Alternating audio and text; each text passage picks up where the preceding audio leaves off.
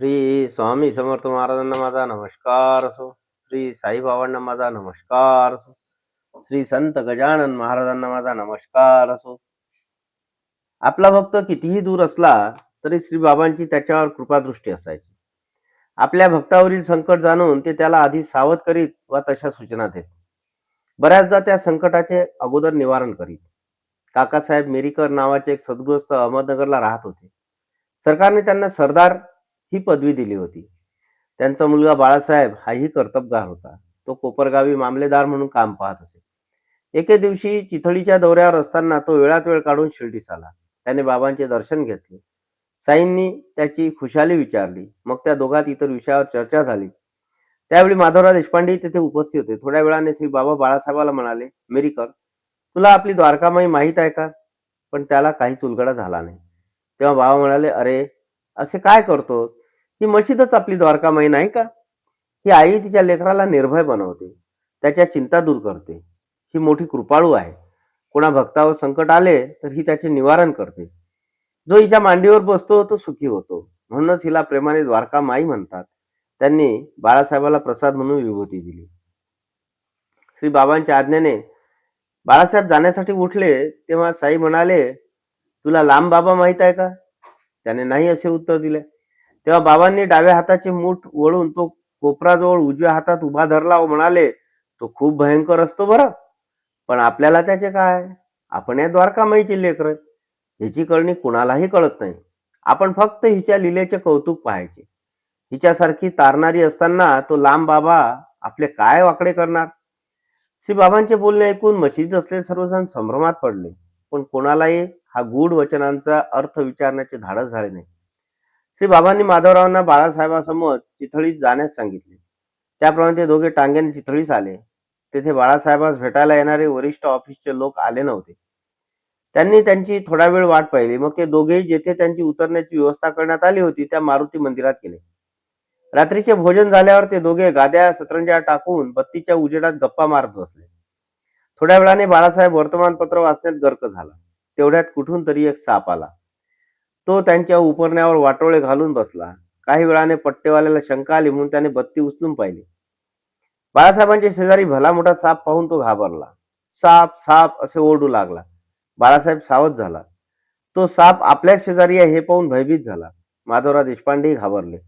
ते संकट निवारणार्थ बाबांची प्रार्थना करू लागले. मग त्या सर्वांनी स्वतःला सावरले आणि अत्यंत सावधपणे त्या सापाला ठार केले. मोठा अनर्थ टळला होता. बाळासाहेबाला बाबांचे बोलणे आठवले. त्यांनी माधवरावांना आपल्याबरोबर का पाठविले तेही कळले. आज श्री बाबांनीच आपल्याला वाचविले या भावनेने त्यांच्या डोळ्यात पाणी आले. त्यांनी शिर्डीच्या दिशेने कृतज्ञतेने नमस्कार केला. एकदा श्रीमंत बापूसाहेब बुट्टी शिर्डीस आले होते. तेव्हा नाना डेंगळे नावाचे एक ज्योतिषी बुट्टींना म्हणाले, आजचा दिवस आपल्यासाठी फारच अशुभ आहे. काहीतरी गंडांतर येण्याची शक्यता आहे. सावध राहा. ते ऐकून बापूसाहेब अस्वस्थ झाले. आता आपल्याला कोणत्या संकटाला सामोरे जावे लागेल या विचाराने चिंताग्रस्त झाले. काही वेळाने ते बाबांच्या दर्शनासाठी मशिदीत गेले. तेव्हा डेंगळेही तेथेच होते. बुट्टींना पाहून बाबा म्हणाले, काय रे, आज हा ज्योतिषी नाना तुला काय म्हणाला? तो तुला मारायला उठला आहे का? पण आपल्याला कसली भीती? त्याला म्हणावं, तू मला कसा काय मारतोस तेच पाहतो. ते ऐकून बुट्टींच्या मनातील अस्वस्थता कमी झाली. त्यांना मोठा दिलासा मिळाला. बाबांसारखा रक्षण करता आपल्या पाठीशी असताना आपल्याला कसली भीती? सायंकाळी बापूसाहेब शौचालयात गेले असताना त्यांना एक साप दिसला. त्याला पाहून ते मागे फिरले. त्यावेळी लहानू नावाचा एक शिपाई त्यांच्याबरोबर होता. त्यांनी त्याला काठी आणण्यास सांगितले. इकडे तो साप भिंतीवर चढत असताना तोल जाऊन खाली पडला आणि शौचकूपातून निघून गेला. त्याला मारण्याची आवश्यकताच भासली नाही. बापूसाहेबांना बाबांच्या शब्दांची आठवण झाली. आज त्यांच्या कृपेनेच आपले गंडांतर टळले म्हणून त्यांनी कृतज्ञतेने नमस्कार केला. अमीर शक्कर नावाचा एक मुसलमान वांद्र्याला राहत असे. तो बाबांचा भक्त होता. तो दलाली करायचा. त्याला संधिवाताचे दुखणे होते. अनेक उपचार करून त्याला बरे वाटले नाही. ते दुखणे खूपच वाढले म्हणून त्याने शिर्डी गाठली. श्री बाबांचे दर्शन घेऊन त्यांना आपली व्यथा सांगितली. बाबांनी त्याला ते स्वतः एक दिवसाआड ज्या चावडीत राहावयास जात असत तिथे राहावयास सांगितले. ही चावडी पडीक होती. तिला सर्व बाजूंनी ओल होती. तिथे सरडे, पाली, विषारी साप, विंचू दिसायचे. रोगी व कुष्टी मुक्काम करायचे. कुत्री मांजरी वावरायची. पावसाळ्यात तिचे छप्पर गळायचे. अर्थात राहण्याच्या दृष्टीने ही जागा अजिबात योग्य नव्हती. पण काय करणार? बाबांची आज्ञा म्हणून अमीर शक्कर नाईलाजाने तिथे राहत होता. बाबांनी त्याला दर्शनास येण्याची मनाई केली होती, पण ते भिक्षेसाठी चावडीवरूनच पुढे जात आणि एक दिवसाआड तिथेच मुक्काम असे. त्यामुळे त्याला त्यांचे नित्य दर्शन होत असे. तो 9 महिने त्या चावडीत राहिला. तिथे राहून तो खूप कंटाळला होता. तिथे राहणे म्हणजे तुरुंगवास असे त्याला वाटायचे. त्याला फिरण्याची आवड होती. त्याचे गावही तिथून जवळ होते. तिथे राहण्याची उत्तम व्यवस्था होऊ शकत होती, पण बाबांना विचारल्यास ते परवानगी देणार नाहीत हे तो जाणून होता. एके दिवशी अमीर शक्करला खूपच कंटाळा आला म्हणून त्याने बाबांना न विचारता शिर्डी सोडली व कोपरगावच्या धर्मशाळेत गेला. तिथे एक फकीर राहत होता. तो मरायला टेकला होता. तहान लागली म्हणून त्याने अमीरकडे पाणी मागितले. त्याची अवस्था पाहून त्याने त्याला पाणी पाजले, तर तो फकीर तात्काळ गतप्राण झाला. रात्रीची वेळ, जवळपास कोणी नाही आणि आपण पाणी पाजताच फकीर मेला म्हणून अमीर शक्कर खूपच घाबरला. सकाळी पोलीस चौकशी करतील, आपल्याला अकारण साक्ष पुराव्यांना सामोरे जावे लागेल आणि फकीराच्या मृत्यूचे खरे कारण मिळेपर्यंत आपल्याला अनेक प्रसंगांना तोंड द्यावे लागेल, असा विचार करून तो बाबांचा धावा करीत शिर्डीकडे निघाला. आपण आपल्या सुखासाठी शिर्डी सोडली, त्याचे चांगलेच फळ मिळाले असा पश्चाताप करीत तो चावडीत परत आला. तेव्हा कुठे त्याच्या मनाची अस्वस्थता गेली. त्यानंतर बाबांवर पूर्ण श्रद्धा ठेवून तो तिथेच राहिला. कालांतराने श्री बाबांच्या कृपेने त्याचे संधिवाताचे दुखणे बरे झाले. अमीर शक्करच्या बाबतीत अशीच एक दुसरी घटना घडली. श्री बाबांच्या आज्ञेवरून अमीर शक्कर चावडीत राहत होता. त्याच चावडीत बाबाही एक दिवसाआड रात्री मुक्कामास येत असत. ती चावडी 3 खणांची होती. तिच्या आग्नेय कोपऱ्यात बाबा झोपायचे. त्या कोपऱ्यात रात्रभर दिवा तेवत असे. इतर ठिकाणी मात्र अंधारात असे. तिथेच मागच्या बाजूला एक काठी होती. अब्दुल नावाचा बाबांचा एक सेवक तेथे झोपायचा. त्या चावडीमधील इतर खोल्यांमध्ये अमीर शक्कर व अन्य मंडळी पथारी टाकायची. एके दिवशी मध्यरात्री बाबांनी अब्दुलला मोठ्याने हाक मारून माझ्या अंथरुणावर काहीतरी आहे, जरा पहा बरं, असे म्हटले. अब्दुल दिवा घेऊन धावत आला. बाबांच्या आजूबाजूला पाहू लागला. त्याला तिथे काहीच दिसले नाही.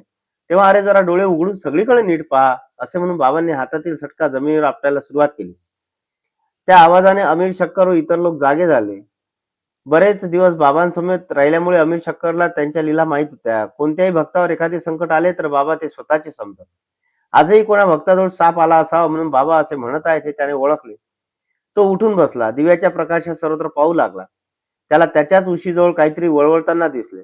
त्याने दिव्याच्या प्रकाशात नीट पाहिले. तेथे वेटोळे घालून फणा उगारून बसलेला एक साप दिसला.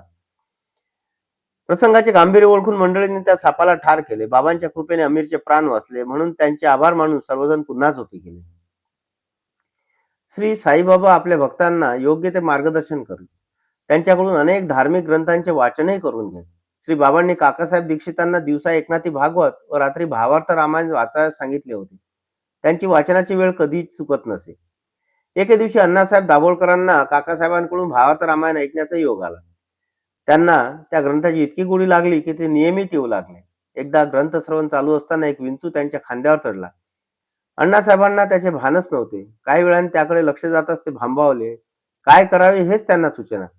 त्यांनी त्या विंचवाला उपरण्याने अलगद गुंडाळले आणि मागील अंगणात टाकून दिले. श्री बाबांच्या कृपेनेच प्रसंगावधान राहून त्यांच्याकडून योग्य ती कृती घडली आणि रामकथेत व्यत्यय न येता संकटातूनही सुटका झाली. एकदा अण्णासाहेब दाभोळकर शिर्डीस आले आणि ते आले असताना काकांच्या वाड्यात उतरले. त्या रात्री माडीवरील खिडकीजवळ कोणाला तरी साप दिसला. त्याचे ओरडणे ऐकून मंडळी मिळेल ते घेऊन माडीवर धावली. त्यांच्या गडबडीने साप सावध झाला. पळून जाण्यासाठी वाट शोधू लागला. तेवढ्यात कुणीतरी काठीने फटका मारला. तेव्हा साप जीव वाचवण्यासाठी दाभोळकरांच्या बळकटीत शिरला. लोक दिव्याच्या प्रकाशात त्याला शोधत असताना तो एका छिद्रातून पसार झाला. त्या मंडळीमध्ये मुक्ताराम नावाचा एक भक्त होता. तो म्हणाला, साप निसटला हे बरे झाले. त्याचा जीव वाचला, अन्यथा तो मेलाच असता. ते ऐकून दाभोळकरांना राग आला. ते म्हणाले, दुष्ट प्राण्यांना दया दाखवणे योग्य नाही. सापाला मारायलाच हवे होते. या मुद्द्यावरून त्या दोघांत मोठा वाद झाला. मग त्या दोघांची बाजू घेऊन अन्य मंडळी भांडू लागली. वाद वाढतच गेला. सर्वजण झोपायला गेले तेव्हाच कुठे वाद थांबला. दुसऱ्या दिवशी दाभोळकर बाबांच्या दर्शनासाठी मशिदीत गेले. मुक्ताराम व इतर मंडळी तिथे होती. त्यांना पाहून बाबा म्हणाले, काय रे, काल रात्री वाड्यात कसला वाद चालला होता? दाभोळकरांनी रात्रीचा सर्व वृत्तांत सांगितला आणि म्हणाले, बाबा, सापाला मारावे की मारू नये? बाबा म्हणाले, साप, विंचू हे विषारी असले तरी त्या जीवांमध्ये ईश्वर असतोच. म्हणून सर्व प्राणी मात्रांबद्दल प्रेमच धरावे. तो ईश्वर सर्व जगाचा सूत्रधार आहे. सर्प, विंचू आदी जीवही त्याच्या आज्ञेतच वागतात. म्हणून सर्व प्राणी मात्रांवर दया करावी. शक्यतो हिंसा करू नये, सबुरीने घ्यावे. हिंसेपेक्षा अहिंसेतच प्रचंड शक्ती असते. हिंसा केल्याने क्रूरपणा वाढतो आणि अहिंसेने शांती व समाधान मिळते. ईश्वरच सर्वांचं रक्षण करता हे विसरू नका. बाबांचे बोलणे दाभोलकरांच्या मनावर कायमचे बिंबले. पुढील आयुष्यात त्यांनी अहिंसेलाच पुरस्कार केला. सत्संगाने जीवनाकडे व सृष्टीकडे पाहण्याचा दृष्टिकोन बदलतो. श्री बाबांसारख्या अनेक संतांनी आयुष्यभर लोकांना सन्मार्गाचाच उपदेश केला, अहिंसेचा प्रचार केला.